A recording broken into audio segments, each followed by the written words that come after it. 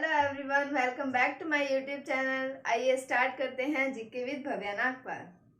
कल हमने पढ़ा था जालोर के चौहानों के बारे में, जिसमें हमने पढ़ा था कि जालोर का पहले नाम जवालीपुर था, बाद में जाल वृक्ष के दिखता होने कारण इसका नाम जालोर पड़ गया था। और उसके संस्थापक कीर्तिपाल चौहान था। जालोर दुर्ग के नाम पड़े थे अपनों ने कि स्वर्ण दुर्ग, सुवर्ण दुर्ग और कांचनगिरी और सोनगिरी। और सोनगिरी होने कारण इनके चौहानों को सोनगरा चौहान कहा जाता है। उसके बाद कान्हादेव चौहान का अपनों ने पढ़ा था कि इसका शासन का कार्यकाल 1305 ईस्वी से 1311 ईस्वी तक था, जबकि इसके पिता सामंत सिंह द्वारा इसको शासन का भार 1296 ईस्वी में ही सौंप दिया गया था। आज हम इनके समकालीन कान्हादेव चौहान के समकालीन दिल्ली सल्तनत में जो शासक हुए हैं और उनके द्वारा जो आक्रमण किए गए हैं या उनके साथ जो इनके युद्ध हुए हैं उनके बारे में पढ़ेंगे। तो सबसे पहले आती है 1299 घटना। उससे पहले हम देख लेते हैं कि कान्हादेव चौहान के समकालीन दिल्ली का कौन सा शासक आता है।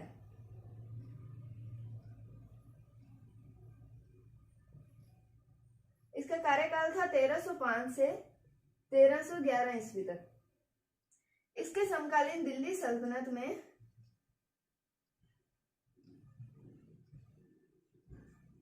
सबसे पहले दिल्ली सल्तनत में आया था गुलाम वंश। गुलाम वंश का शासनकाल था 1206 से 1290 ईस्वी तक। तो गुलाम वंश का संस्थापक था कुतुबुद्दीन ऐबक। उसके बाद आया खिलजी वंश। इसका कार्यकाल था 1290 से 1320 तक। खिलजी वंश का संस्थापक था जलालुद्दीन खिलजी।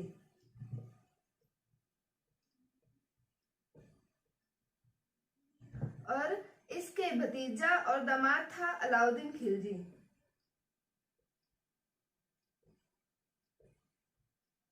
और इसका जो भतीजा और दामाद अलाउद्दीन खिलजी होता है वो जलालुद्दीन खिलजी की 1296 में हत्या कर देता है और 1296 में राजगद्दी पर बैठ जाता है और 1316 ईस्वी तक ये शासन करता है।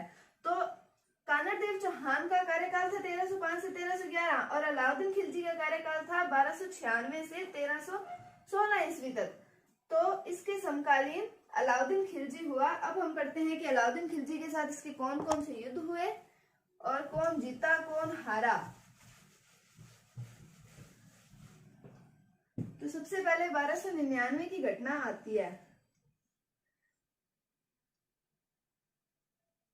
1299 दिल्ली के अंदर है अलाउद्दीन खिलजी। अलाउद्दीन खिलजी के दो सेनापति हैं, उलुग खां, दूसरा है नुसरत खां।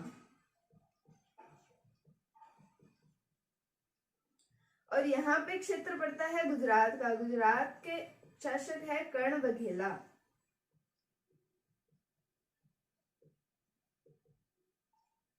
यहाँ राजस्थान, तो राजस्थान में यहाँ है जालोर और जालोर का कौन है शासक? कान्हादेव चौहान।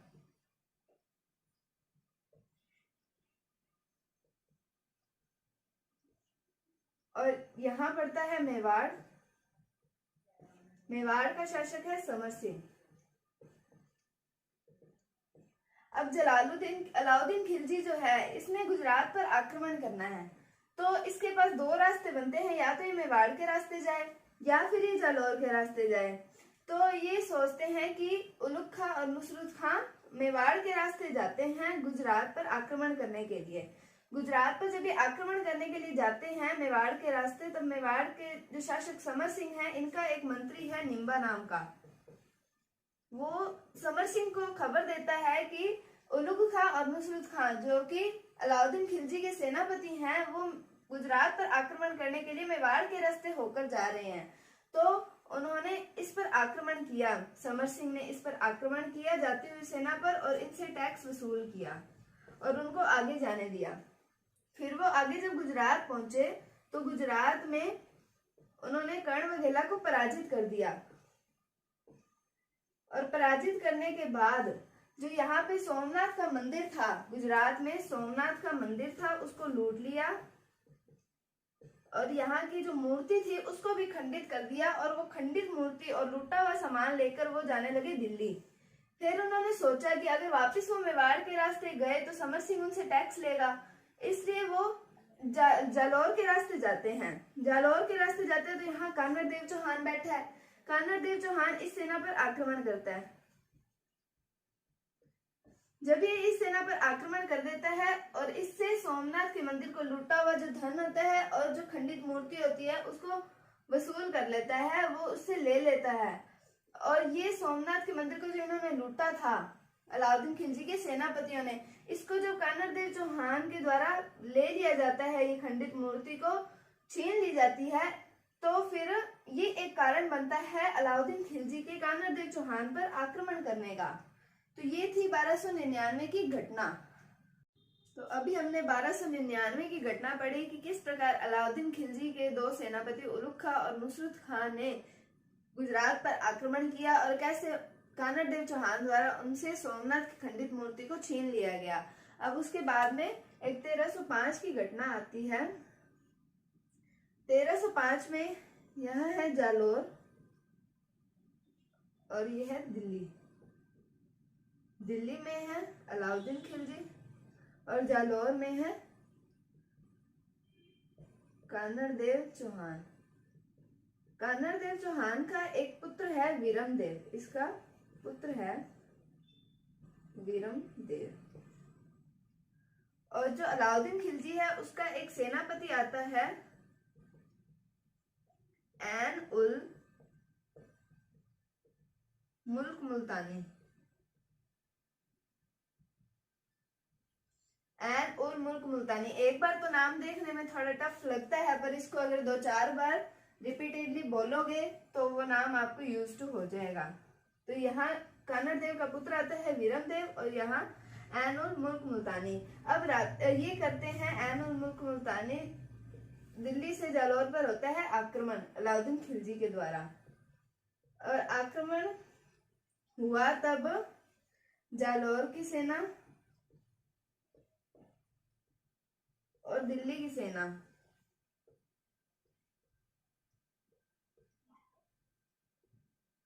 दोनों बैठी थी, क्योंकि जब आक्रमण हुआ उस समय रात्रि हो गई थी। तो रात्रि के समय पहले कहा जाता था कि कोई भी युद्ध रात्रि के समय नहीं किया जाएगा। तो फिर यहाँ जालौर की सेना और सामने दिल्ली की सेना बैठी थी, तो इन दोनों सेनाओं के बीच में संधि हो गई।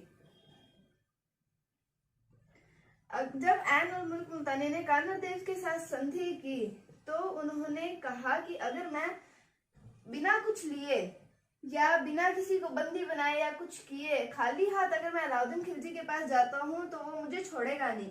इसलिए वो कान्हड़ देव चौहान को कहते हैं कि उनके पुत्र वीरम देव को दरबार में नियुक्त किया जाए अलाउद्दीन खिलजी के। तो वीरम देव को अलाउद्दीन खिलजी के दरबार में नियुक्त किया जाता है। फिर अब अलाउद्दीन खिलजी की एक पुत्री आती है फिरोजा।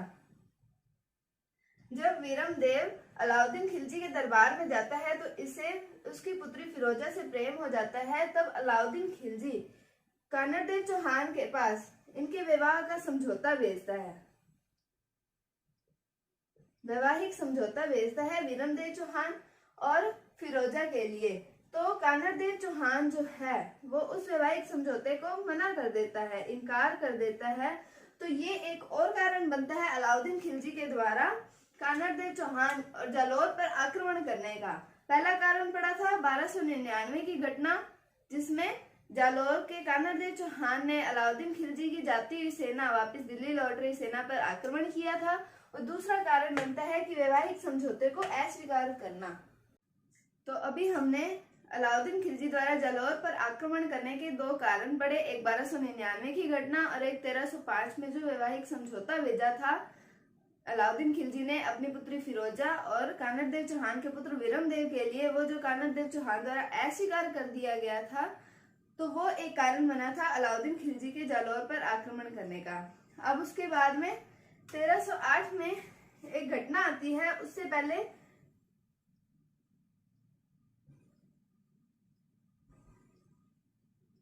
राजस्थान है। राजस्थान में इस स्थान पर है सिवाना दुर्ग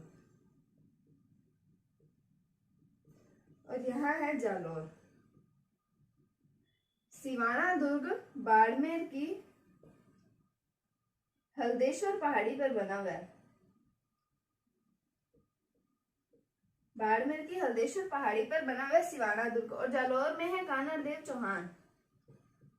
जो कानड़देव चौहान है उसका सिवाना दुर्ग पर अधिकार है। सिवाना दुर्ग इसका माना जाता है कि इसका निर्माण करवाया था वीर नारायण पवार ने। वीर नारायण पवार ने सिवाना दुर्ग का निर्माण करवाया था। सिवाना दुर्ग के दो उपनाम आते हैं, एक तो जालोर दुर्ग की कुंजी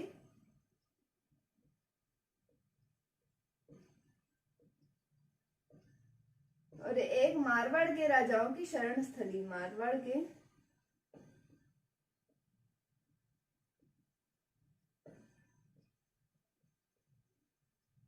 कई बार एग्जाम्स में पूछा जाता है इनके उपनामों के बारे में कि जालोर के दुर्ग की कुंजी किसको कहा जाता है या फिर मारवाड़ के राजाओं की शरण स्थली किसे कहा जाता है, तो ये सिवाना दुर्ग को कहा जाता है।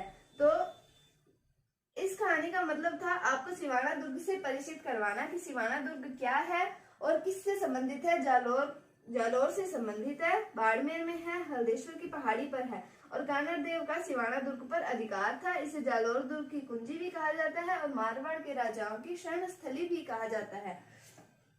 इसके बाद 1308 की घटना आती है।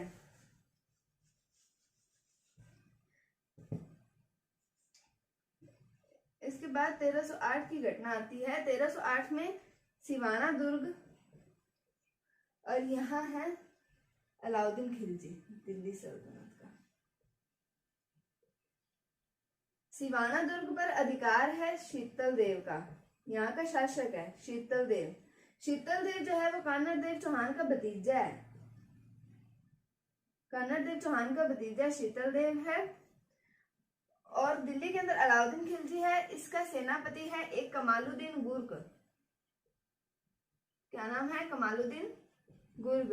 अभी 1305 की जो घटना बढ़ी थी उसमें अलाउद्दीन खिलजी का सेनापति कौन था? ऐन उल मुल्क मुल्तानी। और अब है सेनापति 1308 में कमालुद्दीन गुर्ग और इसका एक सेनापति है भावले पवार और इसका पुत्र है सोम। अब कमालुद्दीन गुर्ग द्वारा किया जाता है सिवाना पर आक्रमण। सिवाना पर आक्रमण किया जाता है और कमालुद्दीन गुर्ग भावले पवार को देता है लालच और ये दुर्ग में एंटर होने के गुप्त रास्ते इनको बता देता है। ये गुप्त रास्ते इनको बता देता है। उसके बाद में जो दिल्ली अलाउद्दीन खिलजी की सेना है, कमालुद्दीन गुर्ग जिनका नेतृत्व कर रहा है, वो दुर्ग में एंटर हो जाती है। उसके बाद में शीतल देव इसमें पराजित हो जाता है और मृत्यु को प्राप्त होता है और सोम भी मृत्यु को प्राप्त हो जाता है। जब दोनों वीरगति को प्राप्त हो जाते हैं, जब इन्होंने इसको लालच दिया था भावले पवार को, तो भावले पवार ने सिवाना के पेयजल में गोरक्त मिला दिया था और हिंदू धर्म में गोरक्त मिलाना किसी पेय पदार्थ में एक अपराध माना जाता है और भावले पवार ने इसमें पानी में गोरक्त, पेयजल में गोरक्त मिला दिया था। इस युद्ध के अंदर जो सिवाना के शीतल देव और सोम हैं, ये दोनों वीरगति को प्राप्त हो जाते हैं।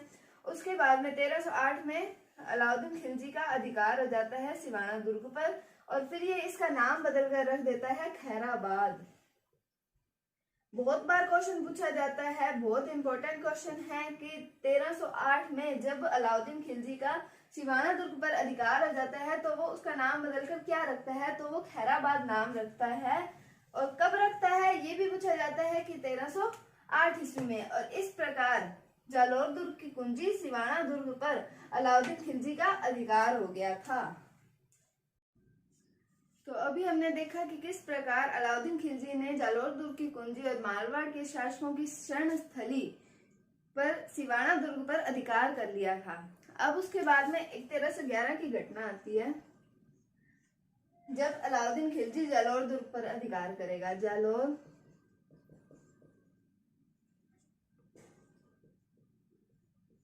जालौर में है कान्हड़ देव चौहान,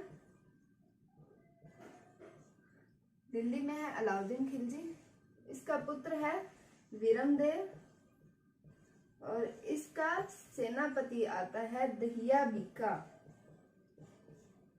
क्या नाम है? दहिया बीका, इसका सेनापति आता है। और अलाउद्दीन खिलजी के सेनापति का नाम है वही कमालुद्दीन गुर्ग। इन्होंने देखा कि जब सिवाना दुर्ग पर इन्होंने आक्रमण किया, उसको लालच दिया भावले पवार को, तो वो नीति काम आ गई और उन्होंने सिवाना दुर्ग पर अधिकार कर लिया। अब कमालुद्दीन गुर्ग और अलाउद्दीन खिलजी मिलकर सोचते हैं कि क्यों ना यहाँ भी वही नीति अपनाई जाए। तो वो दहिया बीका को लालच देता है और ये गुप्त रास्ते बता देता है और ये जालौर दुर्ग में एंटर कर जाते हैं, जिसमें कान्हड़ देव वीर गति को प्राप्त होता है। और वीरमदेव जो होता है चौहानों की कुल देवी आशापुरा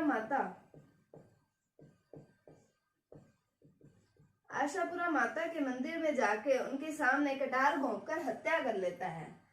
तो क्या था? जालौर में था कान्हड़ देव चौहान, उसका पुत्र वीरमदेव, सेनापति था दहिया बीका। दिल्ली के अंदर अलाउद्दीन खिलजी और उसका सेनापति था कमालुद्दीन गुर्ग। ये दहिया बीका को लालच देते हैं और वो गुप्त रास्ते बताता है, जिसमें जालौर के कान्हड़ देव चौहान की हत्या हो जाती है, वीरगति को प्राप्त हो जाते हैं और वीरमदेव अपनी कुल देवी आशापुरा माता। तो यहाँ से एक और क्वेश्चन आता है कि चौहानों की कुल देवी का क्या नाम है? तो वो आशापुरा माता है। तो वो आशापुरा माता के मंदिर में उनके सामने कटार घोंपकर हत्या कर लेता है। अपनी आत्महत्या कर लेने के बाद ये जब जालौर पर 1311 में अधिकार हो गया, तो फिर ये जालौर दुर्ग का नाम अलाउद्दीन खिलजी बदल कर रखता है जलालाबाद। ये भी बहुत बार पूछा जाता है कि जब दिल्ली के अलाउद्दीन खिलजी ने जालौर पर अधिकार किया तो उसका नाम बदल के क्या रखा और कब रखा? तो जलालाबाद नाम रखा 1311 ईस्वी में। तो उम्मीद है आपको ये घटना भी समझ आई होगी। तो जालौर के कान्हड़ देव पर हुए आक्रमणों की जानकारी हमें जिन पुस्तकों से मिलती है उनके नाम ये हैं। पद्मनाभ की पुस्तक है कान्हड़ देव प्रबंध, अमीर खुसरो की पुस्तक है खजाइन उल फतूह और फरिश्ता की पुस्तक है तारीख फरिश्ता। पद्मनाभ की कान्हड़ देव प्रबंध, अमीर खुसरो की खजाइन उल फतूह और फरिश्ता की है तारीख फरिश्ता। तो यहाँ खत्म होता है जालौर के चौहान। अगर आपको ये वीडियो थोड़ी सी भी अच्छी लगी है तो प्लीज इसको लाइक करें, शेयर करें, सब्सक्राइब करें चैनल को और बेल आइकन को जरूर प्रेस करें। Thank you, thanks for watching, bye bye.